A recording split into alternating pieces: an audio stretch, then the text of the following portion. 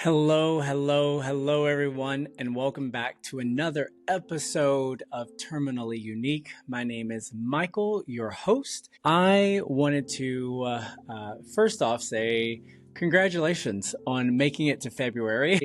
If your schedule has been anything like mine, you are kind of grateful to cross that finish line of 1 month moving into another. I've been going back and forth in my head about what to talk about. I know that we are a recovery-based podcast, and the whole goal is to help give a new face to a topic that for so long has been pushed aside, and I would say in the past few years has become more of a conversation point. And for me, I'm a recovering addict. I have a sober date of 4/1/21. My drug of choice was meth, and I am so grateful to not be caught in that loop any longer. I want to talk a little bit about the beauty of the gifts that come in recovery. For me, I am a professional ballroom dancer, an educator and teacher, so I own a dance studio, which to be a recovering addict and to own anything is completely mind-blowing to me, but I get to do that every day. And this past month in January, I had the privilege of being a cast member in a production of our local community theater called, the production was Chicago. And I got to be on the stage again for the first time in a very long time. And I was surrounded by incredible humans. And I was completely afraid of stepping into that arena because I personally don't know what sober performing is like. Prior to getting sober, I had the privilege of being a female impersonator for a very long time, and I didn't know what it was like to perform without having a drink. And then in the later years of my performing, those drinks led to harder substances and then eventually led into a complete life of starting over, burning bridges, the whole gambit. So this past weekend, we finished out the production of Chicago, which took a lot of time, and I'm grateful for the experience, but I stepped into it completely unaware of what I was getting into, but I was completely amazed by the blessing of all the other cast members. When I say not only were they talented, but they were the most incredible group of humans that you could just palpably feel their willingness to help one another, their willingness to be there for one another. And it just made the experience so much more worth it. And so I got to take the stage for the first time in a very long time sober. And even though there was fear and there is angst within me, they helped make it easy. So that's one of the gifts I want to talk about. When I was in my active addiction, I didn't know what it was like to truly lean on a community. I knew what it was like to use people. I knew what it was like to get to my next fix, but I truly didn't know what it was like to be surrounded by people who loved and supported me. And to be quite frank, I got to a space where I was no longer invited into certain spaces because I had gotten so bad. So today, to be in a space where I have the opportunity to be surrounded by individuals who care about me, who love me, who want to help nurture talent is mind-blowing to me. And most of all, to be in a space where I had friends and students and those I've met in my path come and support me while I was in the show. They did not have to come to the show, but they did. And that is a gift of recovery. We get into a space where we become better versions of ourselves, but at the same time, if we hold the vision, other people will come along and support that vision and help us get to where we want to go. And sometimes they're silent, sometimes they hold our hands, sometimes they help propel us forward. So all of that said, it leads me to kind of like a story that I've shared with some friends and family on what do angels look like, right? And I know it's completely random, but please bear with me. I had, this is the beginning of my early addiction. At this point, I was probably halfway through. I had blown up life in one region of the country and moved to start somewhere else. And again, wherever I went, there I was. And so without healing those things, I was always trapped. But I had a conversation with a little lady, and she asked me, she goes, "Michael, what do you think angels look like?"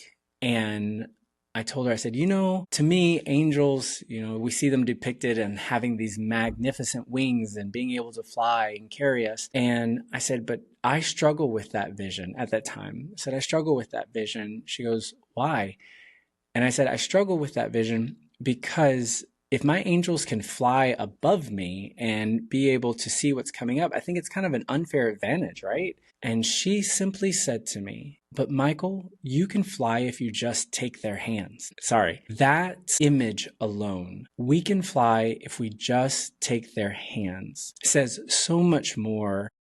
I have the gift of teaching dance where I take hands on a daily basis, but to truly ask someone for help, to truly be present with someone else, and to ask to take their hand to get out of whatever situation I was in, that seems so far-fetched, and I rejected that for so long. But today, I have the lucky privilege of taking hands on a regular basis, and I get to fly to heights I never thought possible. That is a gift of recovery. Being able to become someone I thought was dead and gone. To be absolutely honest, I never thought I would perform again. I never thought I could develop the trust of anyone again. Yet here I am. I get to live my dreams today because I chose to take someone's hand and fly with them. The thing about when you start to get sober, or at least I'm only going to speak from my perspective, when I started to get sober, I thought I was at the bottom of the bottom, and I truly was. Every person who wasn't in recovery, they had something that I didn't have. And every person who had long-term sobriety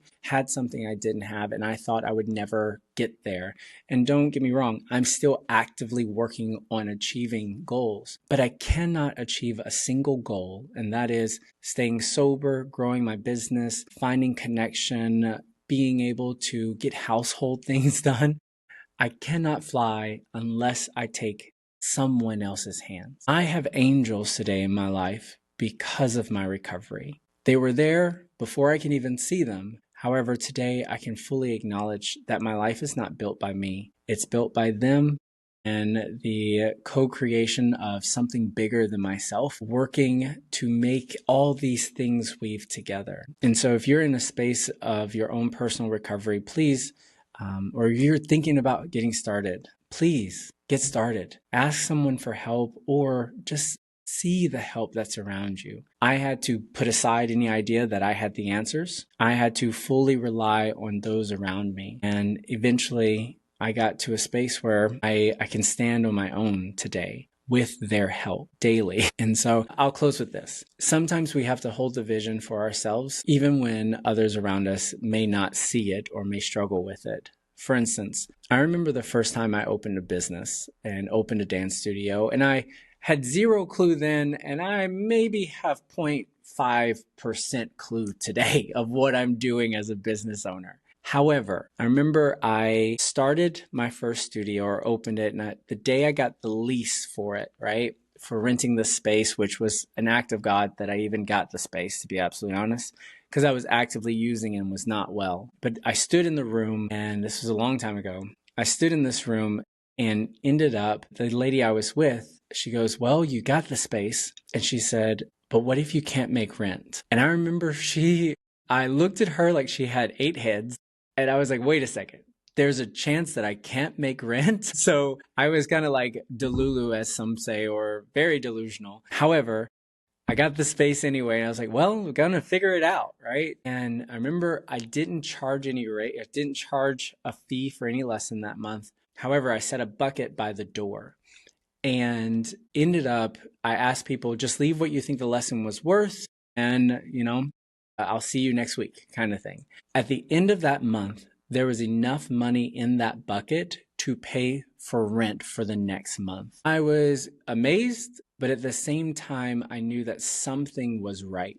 Even if I wasn't well, something was right. And sometimes we have to go back to examples in our life where things were taken care of without us truly having to focus on it. That gets us through. So I had to hold the vision of my first business, but at the same time be active in knowing that it was going to get taken care of. For me, my recovery is the exact same way. I didn't know when or where the recovery would start, but when it did, I just had to trust the process. And times got hard Trust me, emotionally, mentally, it was me against me. That's why I had to hold on to the hands of the angels around me to begin the process of building this new me. And I am so grateful for that reality. I am so grateful that there was a part of me that still held on to a vision of Michael that I could become. So again, if you're sitting in a space where you want to do something different, you want to be someone new, there are people around you. They're willing to help. They are ready for you to just ask, let down your guard, and begin working. That sounds scary, I know, because I lived it and I had to do it. But I promise you, you'll be doing things that you never, ever thought you could do or didn't even think was possible. I only know that because today I get to live that. Between doing what I love on a daily basis, and that's teaching dance, being able to perform with groups of humans that are just phenomenal. And this year we'll be celebrating 5 years of business and studio life and my sobriety. And to think about that as a possibility is so far removed from the person that I was. Someone who is afraid to ask questions, someone who is afraid of looking vulnerable, someone who is afraid of letting other people in, but mostly afraid of taking the hands of those around me and trusting that things would be taken care of.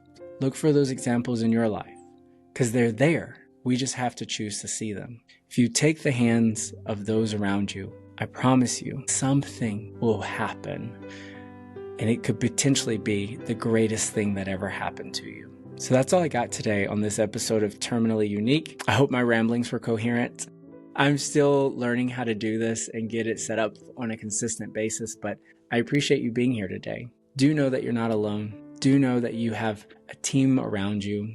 And if you need an additional member of your team, shoot me a message, leave a comment. I'm here to help in any way possible. I love you. I know you got this, and I'll see you in our next episode. Talk to you soon.